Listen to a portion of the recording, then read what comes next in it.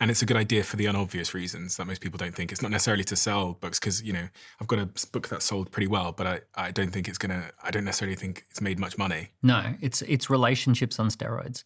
It is the ability to have a relation. It's a parasocial relationship. It's the ability to have a relationship with an anonymous person on the other side of the planet, where they clock up 7 hours with you.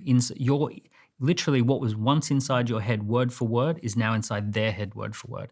So you actually connect at a very deep level with people at scale. So authors, becoming an author, one thing that I recommend to all the listeners is have a goal to become an author. Even if you haven't done anything yet. You can document your journey. You can discover that you are standing on a mountain of value. A lot of people think they've not done anything. I've had people who've written really successful businesses about the passion that they have and the vision that they have.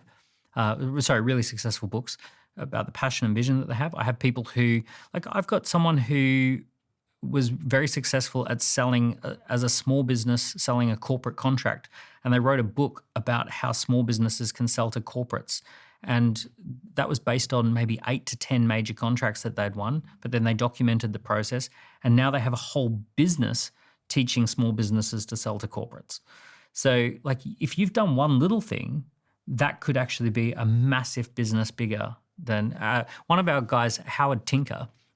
He ran a successful restaurant and he had a successful process for building his restaurant, regulars and people who, locals who come back and back. And he actually wrote a book. It's an Australian term, but he says more bums on seats. In America, it would have to be more butts on seats. But he wrote the book called More Bums on Seats, gave it out to 1,000 restaurants and said, here's how I built my restaurant. And then ended up building a massive coaching and consulting business, teaching restaurants how to do their sales and marketing. So he had one little restaurant, and then he turned it into a big thing. Gabriella, who I mentioned before, she helped some couples get pregnant through her fertility interventions. And then she wrote a book called Fertility Breakthrough. And now she gives away 4,000 copies a year and her business is massive.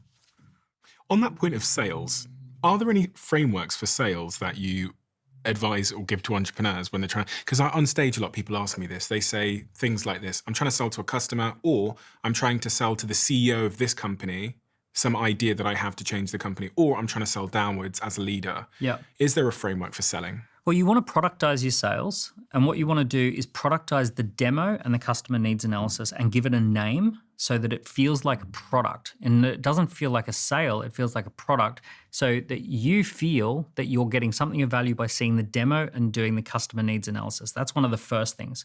So break that down for me.